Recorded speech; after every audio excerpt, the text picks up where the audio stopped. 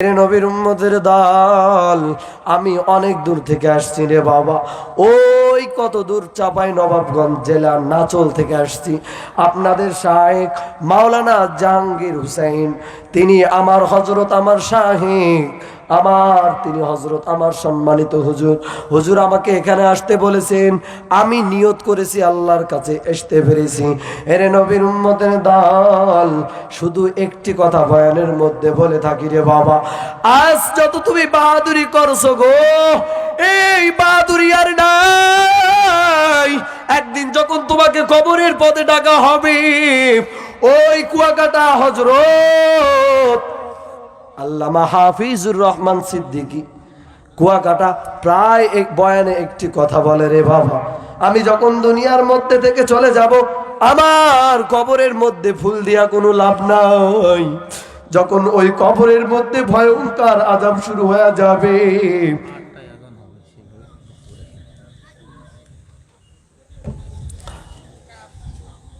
আমার কবরের মধ্যে যখন আযাব শুরু হয়ে যাবে, আমার কি উপায় হবে? ওই কুয়াকাটা হযরত প্রত্যেকটি বয়ানে এই কথাটা বলেন।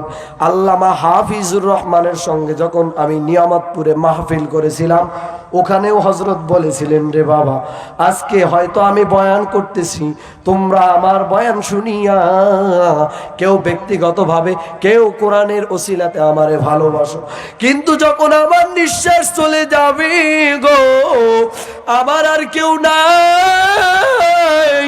ওই কবরের মধ্যে ৯৯টা সাপ আসবে, ৭০ থেকে ৯৯টি সাপ আমাকে এসে দংশন করবে, আর আমাকে মুলকার নাকির ফেরেশতা এসে প্রশ্ন করবে, এই জয়নাল আবিদিন, তুই বক্তা ছিলি, এটা বলবে না।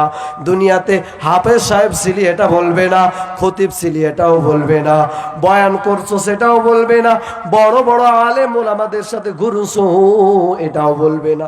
হাজার হাজার জনগণ আমার বয়ান শুনে, এটাও বলবে না।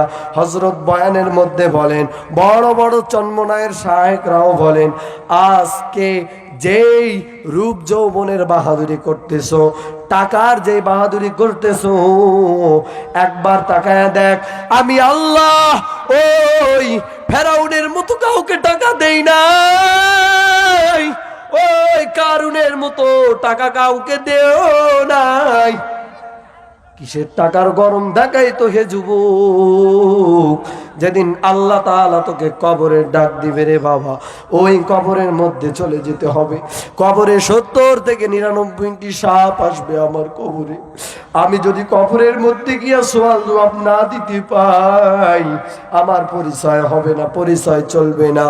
আম্মা জান হযরতে মা ফাতেমাকে যখন কবরের মধ্যে শায়িত করেন, কবরের মাটিকে প্রশ্ন করা হয়, এরে কবরের মাটি, তুমি জানো নি তোমার কবরের মধ্যে কে এসেছে?